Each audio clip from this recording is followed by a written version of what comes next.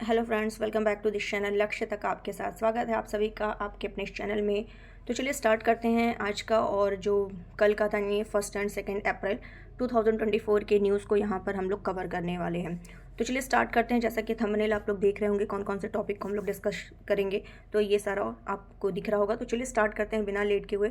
बस आपको क्या करना है कि अगर लेक्चर पसंद आए, आपको अच्छा लग रहा हो कि आपके एग्ज़ाम के लिए ये इम्पॉर्टेंट है और काम आ सकता है, तो आप प्लीज़ इसको लाइक करिएगा। अगर कुछ कमी हो तो उसको भी बताइएगा। तो चलिए स्टार्ट करते हैं। पहला जो हमारा न्यूज़ है वो है tiger tiger Triumph tiger Triumph. ठीक है, तो ये है जो कि आपको ध्यान रखना है कि ये द्विपक्षीय अभ्यास है। द्विपक्षीय अभ्यास मतलब दो देशों के मध्य होता है, भारत और अमेरिका। ठीक है, तो ये आपके यूपीएससी एग्जाम पीसीएस एग्जाम के लिए काफ़ी इंपॉर्टेंट है, तो इसको ध्यान रखिएगा। भारत और अमेरिका इन दोनों देशों के मध्य इनकी जो त्रिपक्षीय सेना है, तीन सेना है, तीनों सेनाओं के मध्य, भारत और अमेरिका के तीनों सेनाओं के मध्य ये जो अभ्यास है ये किसके लिए आयोजित किया जाता है?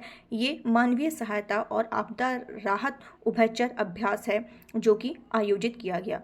और आयोजित किया गया है ये तो पहले से ही 18 मार्च से ही स्टार्ट किया गया है, लेकिन अभी इसका क्या किया गया है? समापन किया गया है। ठीक है, और ये समापन जो किया गया है वो अमेरिकी एक जहाज़ है, अमेरिकी जहाज़, उसका क्या नाम है? समरसेट। अमेरिकी जहाज़ समरसेट पर इसका क्या किया गया है? आयोजन किया गया है समापन समारोह का। ठीक है, जैसा कि यहाँ देख रहे होंगे आप लोग। और इसका आयोजन 18 मार्च नहीं, सॉरी 19 मार्च 19 मार्च को इसका शुभारंभ किया गया था। वो भी कहाँ? भारतीय नौसेना जहाज जलश्व पर इसका आयोजन किया गया था। इस अभ्यास का आयोजन 2 चरणों में हुआ है, एक बंदरगाह चरण।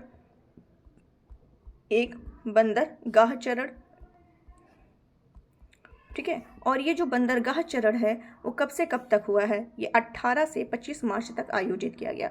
और जो समुद्री चरण इसका है वो 26 से 30 मार्च तक आयोजित किया गया। और इसका जो आयोजन हुआ था, ठीक है, इसका जो शुभारंभ हुआ था वो विशाखापत्तनम। ठीक है, आगे चलते हैं। जैसा कि नेक्स्ट न्यूज़ हमारा क्या है? कच्चा द्वीप है जो कि चर्चा में बना हुआ है, राजनीति का मुद्दा बना हुआ है। तो इस पर हम लोग डिस्कशन कर लेते हैं। ये यूपीएससी एग्ज़ाम के लिए या पीसीएस एग्ज़ाम के लिए आपके काफ़ी इंपॉर्टेंट है।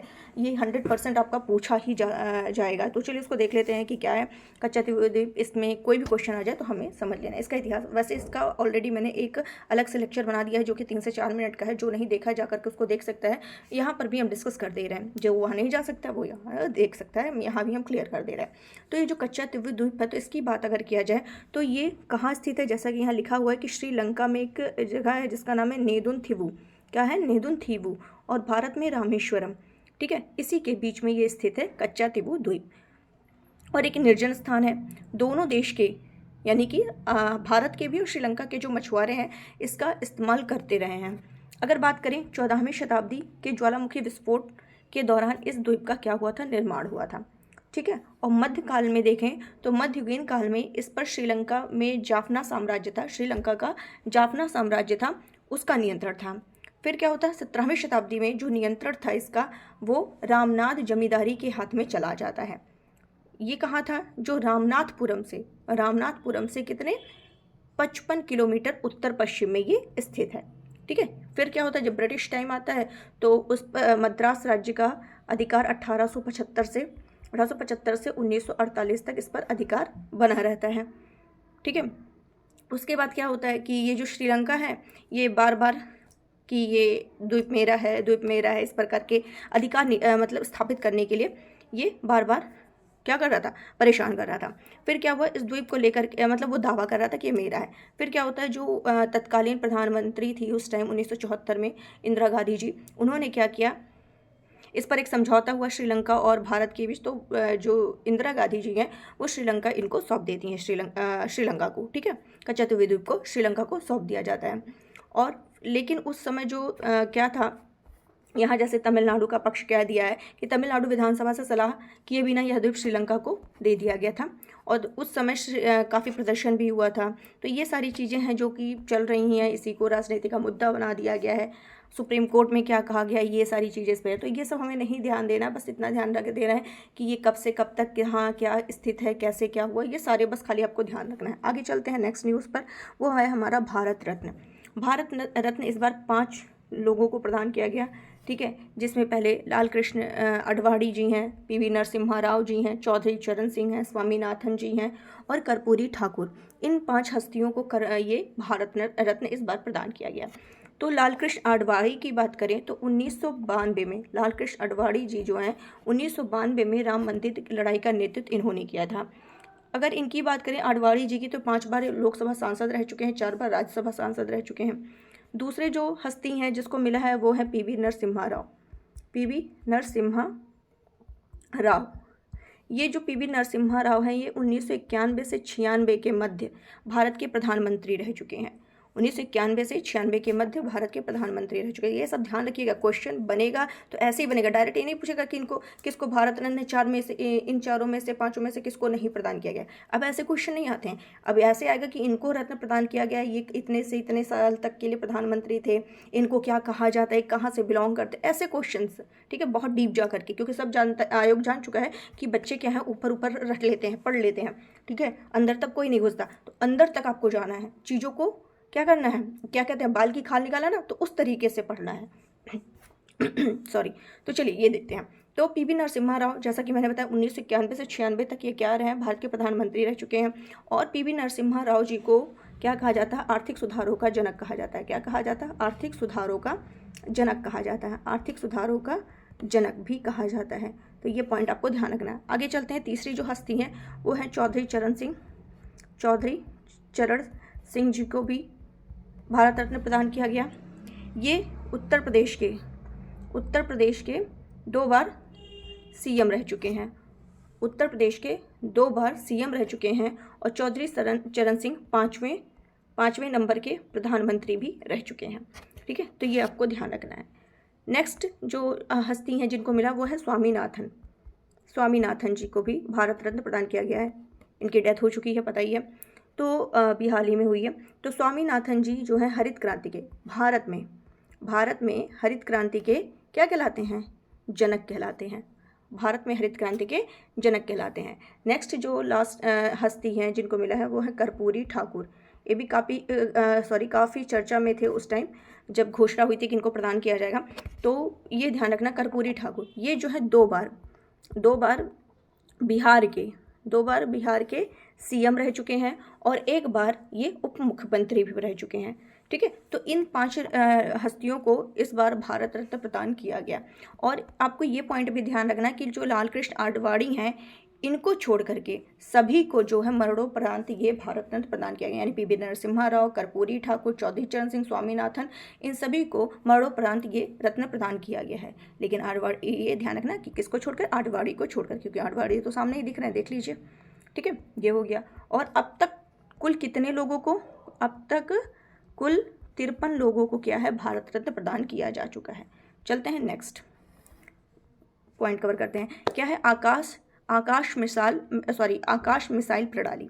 ठीक है, ये क्या है, आकाश मिसाइल प्रणाली, जिसको कि आपको ध्यान रखना, पहला पॉइंट है सतह से हवा में मार करने वाली मिसाइल है। कैसी है, सतह से हवा में मार करने वाली ये मिसाइल है। और इसको 31 मार्च को इसका सफल परीक्षण किया गया। और आकाश मिसाइल प्रणाली का जो डिज़ाइन किया गया वो किसके द्वारा, DRDO के द्वारा किया गया है। इसको DRDO के द्वारा डिज़ाइन और विकसित किया गया है। ये कैसी है, मध्यम दूरी की मिसाइल प्रणाली है। कैसी है, मीडियम रेंज की, मध्यम दूरी की मिसाइल प्रणाली है जो सतह से हवा में मार करने में सक्षम है। ये पॉइंट हो गया। आपको 3-4 पॉइंट मैंने बताया। एक और पॉइंट याद रखना है इसके संदर्भ में कि ये जो मिसाइल है इसे integrated guided missile development programme के तहत विकसित किया गया है।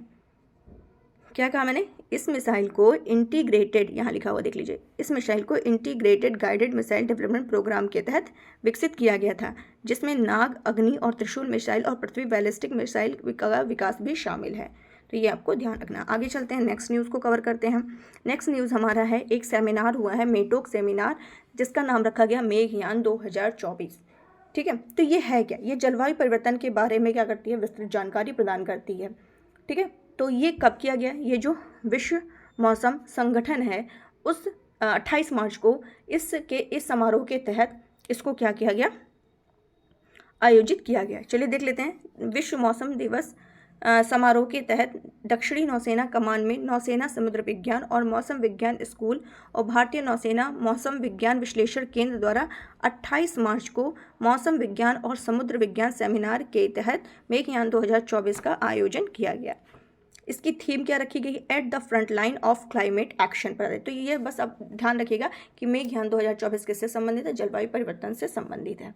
ठीक है, आगे चलते हैं, एक और न्यूज़ कवर करते हैं कि जम्मू कश्मीर हाई कोर्ट के अतिरिक्त न्यायाधीश के रूप में किसने शपथ ली है? उनका नाम है मोहम्मद यूसुफ वानी।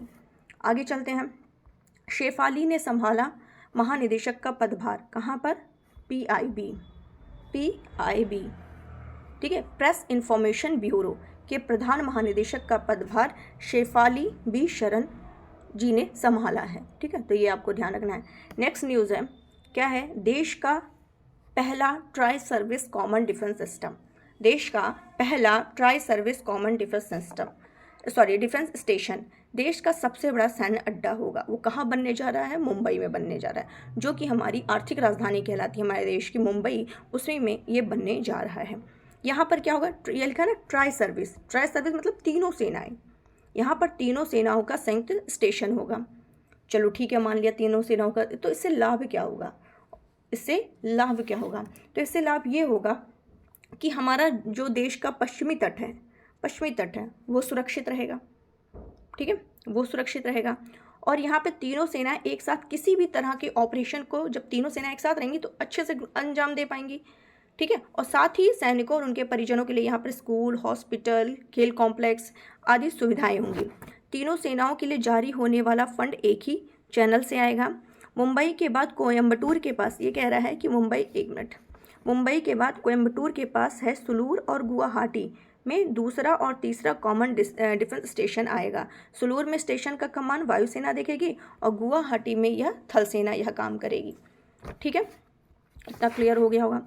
और ये जो tri service common defence station है, इसमें तीनों सेनाओं से जुड़ी हर सुविधा मौजूद होगी और यहाँ पे इन तीनों सेनाओं के बीच बेहतर सामंजस्य स्थापित करने के लिए बनाया जा रहा है। तो ये आपको क्लियर हो गया होगा। और देख लेते हैं कि मुंबई में जो तीनों सेनाओं के लिए डिफेंस स्टेशन का नेतृत्व होगा वो कौन करेगी? नौसेना करेगी, क्योंकि उसकी मौजूदगी वहाँ पर सबसे ज़्यादा है। तो इतना आई होप क्लियर हो गया होगा, आपको अच्छे से समझ आ गया होगा। तो चलिए देख लेते हैं नेक्स्ट न्यूज़ क्या है। झारखंड की सलीमा टेटे को प्लेयर ऑफ द ईयर पुरस्कार दिया गया है। सलीमा टेटे को प्लेयर ऑफ द ईयर पुरस्कार किसको दिया गया? झारखंड की हैं, जिनका नाम है सलीमा टेटे। देख लेते हैं इसके बारे में। हॉकी इंडिया का 6वां वार्षिक पुरस्कार समारोह वितरित हुआ है। इसमें झारखंड की हॉकी खिलाड़ी हैं सलीमा टेटे। इनको प्लेयर ऑफ द ईयर के लिए कौन सा? बलबीर सिंह सीनियर अवार्ड से सम्मानित किया गया है। आगे चलते हैं। दिमित्रो को हरा सीनेर बने चैंपियन। ये इटली के, ये कहाँ के हैं? ये भी ध्यान रखना है, इटली के हैं। क्या नाम है इनका? यानिक सीनेर। इन्होंने क्या किया है? Miami Open Masters 1000 tennis tournament जीत लिया है। किसको हरा करके? दिमित्रो को हरा करके। नेक्स्ट न्यूज़ है हमारा, जयश्री दास वर्मा फिक्की महिला संगठन की अध्यक्ष बनी है। किस नंबर की? 41 नंबर की। किस नंबर की बनी है? 41 नंबर की ये बनी है। और ये जो है फिक्की महिला संगठन, ये दक्षिण पूर्व एशिया का सबसे पुराना महिला केंद्रित कारोबारी संगठन है। इनका नाम ध्यान रखिएगा, जयश्री दास वर्मा। नेक्स्ट है उत्कल दिवस, जिसको ओडिशा दिवस के रूप में भी जानते हैं। ये कब मनाया गया? 1 अप्रैल को मनाया गया। ये ओडिशा राज्य के अलग प्रांत के रूप में गठन की याद में मनाया जाता है। वर्ष 1936 में 1 अप्रैल को देश के प्रथम भाषा आधारित राज्य के रूप में उत्कल प्रांत का गठन हुआ था, जिसका नाम इंग्लिश में ओडिशा था। तो चलिए आज के लिए बस इतना ही रखते हैं। उम्मीद है आपको न्यूज़ क्लियर हो गए होंगे, समझ में आया होगा। तो प्लीज़ इसको ज़्यादा से ज़्यादा लाइक करिए, शेयर करिए और सब्सक्राइब करना बिल्कुल मत भूलिए। तो आज के लिए बस इतना ही रखते हैं, फिर 2-3 दिन का न्यूज़ कवर करके आपके सामने लाया जाएगा। तब तक के लिए थैंक यू सो मच।